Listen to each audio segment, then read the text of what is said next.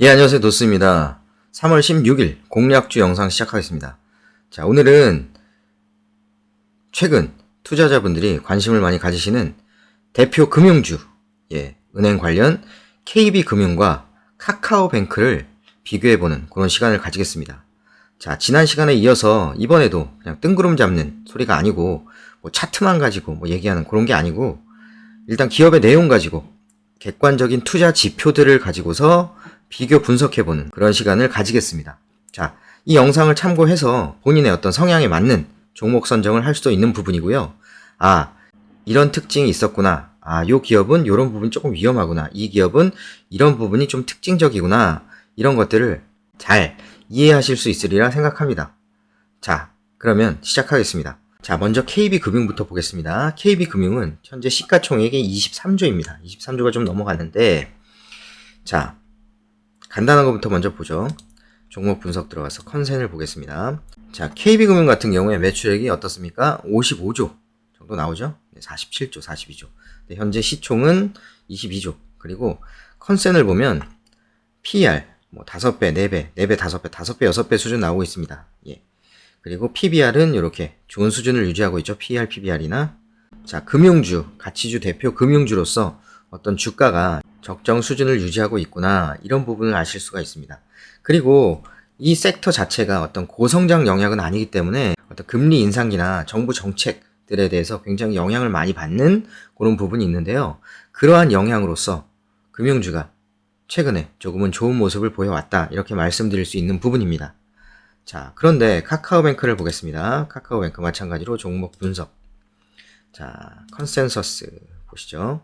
자, 어떻습니까? 자, 한참 못 미치죠? 8천억 정도 넘어가는 수준입니다. 그래서 PER은 거의 뭐 100배에 가깝죠? 그리고 PBR도 결코 저평가되었다라고 볼 수 없는 수준입니다. 그리고 시가총액도 보시면 아까 KB금융보다 오히려 매출액이나 영업이익은 안 나오는 수준인데 시가총액이 더 높습니다. 그래서 이런 부분만 보면 어떤 보수적인 투자자들은 카카오뱅크에 손이 안 나갑니다. 예. 그런데 왜 최근에 외인과 기관의 수급이 매기가 카카오뱅크 쪽으로 들어오는 것일까요? 자, 이번에는 투자 지표를 한번 보겠습니다. 자, 투자 지표. 저번에도 말씀드렸었는데 투자 지표 반드시 살펴봐야 될 항목입니다. 기업에 투자를 하기 전에 내가 주식을 사기 전에 이러한 투자 지표들도 보지 않고 사는 것은 매우 위험할 수가 있겠죠. 투자 지표에는 기업의 수익성을 보여주는 지표들도 있고 기업의 성장성이 어떠한가를 보여주는 지표들도 있고 안정성 그리고 활동성을 구체적으로 보여주는 지표들이 있습니다. 이런 부분에 대한 어떤 공부라든지 이런 부분에 대한 분석은 반드시 필요한 부분입니다. 너무 어렵다고만 생각하지 마시고요. 자, 어쨌든 수익성 지표 먼저 보시겠습니다. 자, 카카오뱅크가 도대체 어떤 강점들이 있느냐. 매출 총 이익률을 한번 보시죠. 매출 총 이익률이란 이게 비율 지표인데 자, 매출액에서 매출 원가를 뺀 값에 100을 곱해준 그런 비율 값입니다. 그런데 자, 2019년, 2018년, 자, 20대 후반 이렇게 유지하다가 2020년에 40%를 넘어갑니다. 40%를. 자, 근데 매출 총 이익률은 제가 뭐라고 말씀드렸습니까? 자, 요런 어떤 투자 지표 항목들이 궁금하신 분들은 제 채널에 기업 가치 분석 공부 영상들을 다 자세하게 올려놨으니까 그런 부분들을 참고하시면 도움이 많이 되실 테고요.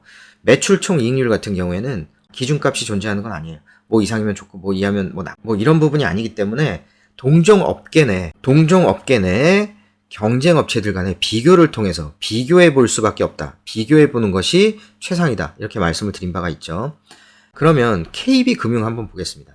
종목 분석 들어가서 아까 뭐 PER이나 PBR 비교할 수가 없었죠. 자, 투자 지표 들어가서 수익성 지표 중에서 매출 총 이익률 보시겠습니다. 자, 20대, 20%대를 유지는 하고 있지만 오히려 자, 19년에 비해서 줄어들었습니다. 마이너스 2.25%, 20.56% 이렇게 유지를 하고 있는 상황이네요. 이렇게 매출 총 이익률 가지고만 봤을 때 어떤 수익성을 따지자면 카카오뱅크가 KB금융보다는 최근에 어떤 월등히 좋은 모습을 보이고 있다. 이런 모습을 확인할 수가 있었습니다. 그리고 좀 더 확인해 보기 위해서 가장 최근에 제가 투자지표 영상으로 다뤘던 영업이익률도 한번 살펴보겠습니다. 영업이익률은 뭐라고 했습니까? 영업이익률은 자, 매출 총이익률이 매출액에서 매출 원가를 뺀 값이라고 했죠? 근데 영업이익률은 매출액에서 매출 원가, 거기다가 판관비까지 다 빼버린 그런 순수한 영업이익만 가지고서 매출액 대비 비율로서 따진 값입니다. 영업이익률은 매출액의 상승률보다 영업이익의 상승률이 더 높아야지만 영업이익률이 증가하는 모습을 보여줍니다. 하지만 KB금융 같은 경우에는 자 어떻습니까? 영업이익률은 오히려 조금은 감소 추세에 있죠. 예, 전년 대비 마이너스 1.23%. 이게 무슨 말이냐면 매출액이 늘었던 줄었던 간에 영업이익은 거기에 따라가지를 조금 못하는 상황이다. 그러니까 어떤 좀 영업에 힘든 부분이 생기고 있는 부분이 있다. 이런 걸 보여주겠죠. 자, 요즘에 어떻습니까?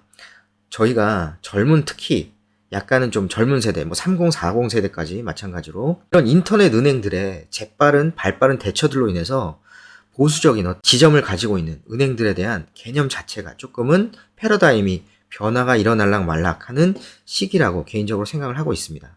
자, 카카오뱅크 한번 보겠습니다. 투자 지표 보시면 자, 영업이익률 15.24% 월등합니다. 예. 아까 10%가 안 되고 어느 정도 KB금융 같은 경우에는 영업이익률 자체가 조금은 감소되는 추세에 있었지만 오히려 카카오뱅크 같은 경우에는 이런 15.24% 굉장히 좋은 모습을, 좋은 흐름을 보여주고 있습니다. 최근에 은행주의 매기가 이렇게 들어오는 상황은 대출 규제가 이제는 최고의 정점, 그러니까 악재, 대출 규제가 정점에 달았다. 정점을 이제 지나고 점차 완화되는 추세가 오겠다. 시장의 투심의 반영이라고 생각을 합니다. 그런데 카카오뱅크가 이제는 어제도 수급 관심주, 자, 1위로 뽑혔죠?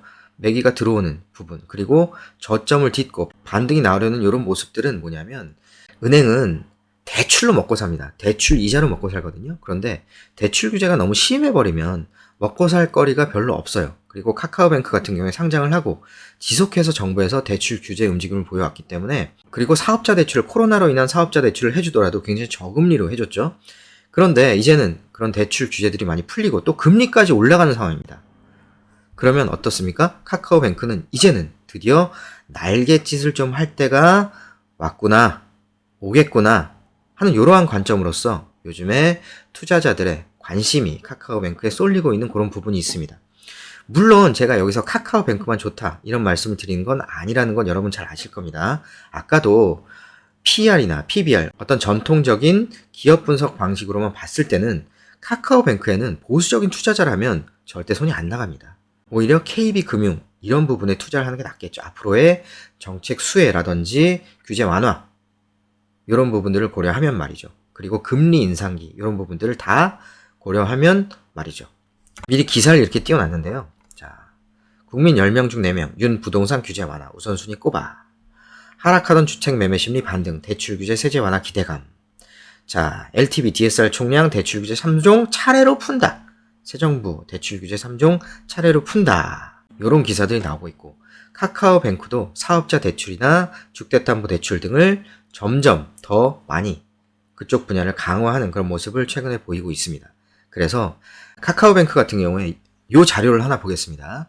시중은행 대출 시장 점유율. 자, 2020년도에 1%밖에 안 됐습니다. 1%. 이 부분이 올라온다면 카카오뱅크가 이 부분까지 대출 시장까지 점유율이 높아진다면 자, 카카오뱅크는 마치 날개를 단 듯이, 주가가 날개를 단 듯이 그러한 모습을 보일 수가 있다. 이런 부분을 말씀드리겠습니다. 차트 흐름을 보겠습니다. 기술적 분석 보겠습니다. 자, KB금융이나 카카오뱅크나 현재 그렇게 나쁜 자리라고는 할 수가 없습니다. 그러니까 지금 외바닥을 찍고 반등하는 모습이고요. KB금융입니다.